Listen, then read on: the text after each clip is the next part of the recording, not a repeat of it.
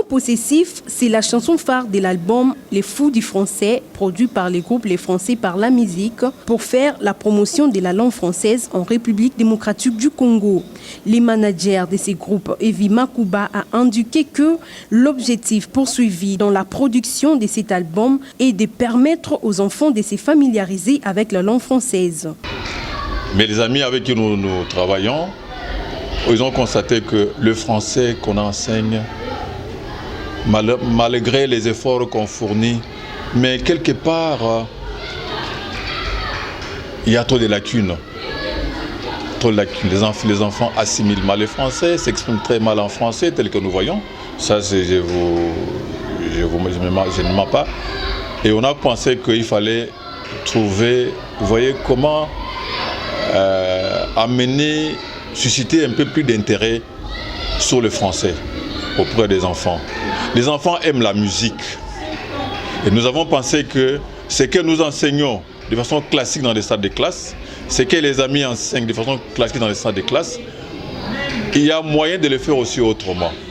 On a passé par la musique, les enfants aiment la musique, et nous avons pensé qu'en chantant la grammaire, en chantant ce que nous enseignons, ce qu'ils apprennent, et peut-être ils arriveront à bien assimiler ça. Mais pourquoi recourir à la musique pour enseigner les français aux enfants? À cette question, les managers du groupe répondent. Nous avons pensé qu'il y avait quand même il y avait moyen, il y avait lieu de faire quelque chose de concret.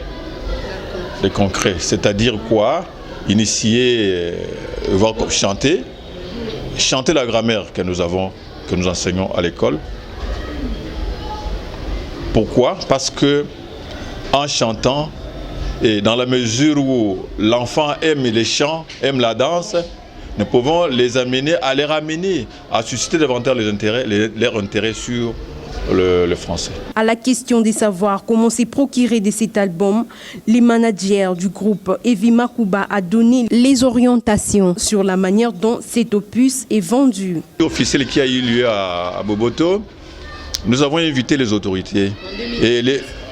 En 2016, c'était en 2016, le ministère de l'enseignement primaire et secondaire était représenté.